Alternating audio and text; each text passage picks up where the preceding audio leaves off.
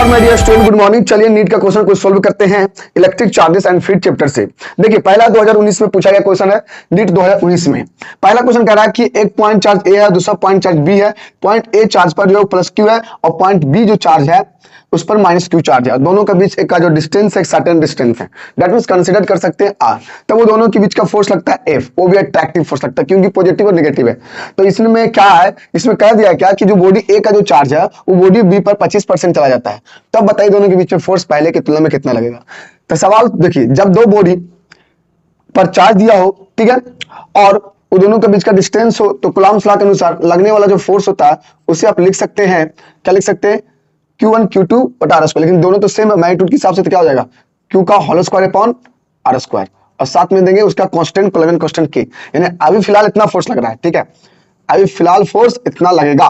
लेकिन जब बॉडी ए का चार्ज का 25% उधर चल जाता है, तो जब इसका 25% उधर चल जाएगा तो बॉडी से कितना चार्ज आ रहा है बी पर, तो उसके लिए आपको क्या करना पड़ेगा, बॉडी ए के चार्ज का 25% निकालना पड़ेगा।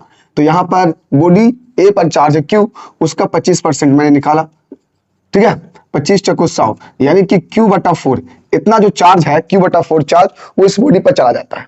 तो अब फाइनली इस पर कितना बचेगा, तो अब इस पर जो चार्ज बचेगा, charge on body, charge on A particle पर जो चार्ज बचेगा वो अब तुम्हारा जो बचेगा वो पहले की तुलना में कितना होगा। तो देख लो, पहले कितना था प्लस क्यू, अब इतना चला गया तो मतलब घट जाएगा ना, तो कितना आएगा फाइनली, 4 में से चला जाएगा तो 3Q/4 इतना बचेगा। यानी इतना चार्ज उस पर चला गया, सॉरी इतना चार्ज इस पर बचेगा। अब बचेगा तो ठीक है क्योंकि इतना चला गया, तो जब इतना चला जाएगा तो बी पर फाइनली कितना आएगा, है ना।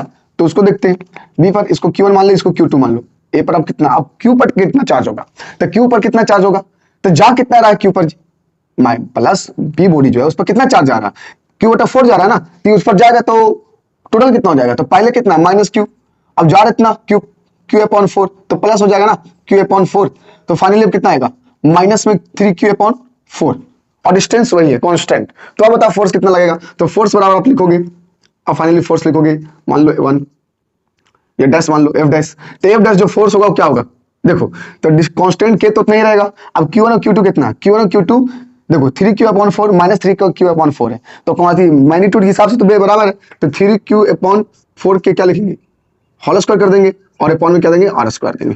तीस तरह F डैश बराबर हो जाएगा K, ठीक है ना, और 3 का स्क्वायर कितना हो जाएगा 9, और Q का स्क्वायर Q स्क्वायर रहेगा, और 3 अपॉन कितना हो जाएगा जी, 4 का स्क्वायर 16 हो जाएगा, और अपॉन में आर स्क्वायर, है ना, 3 का स्क्वायर 9 हो जाएगा ना, 3 का स्क्वायर 9 हो जाएगा।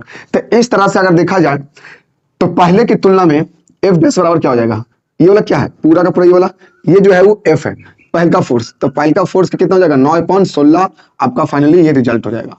यानी कि option number B is the बिल्कुल राइट, ठीक है।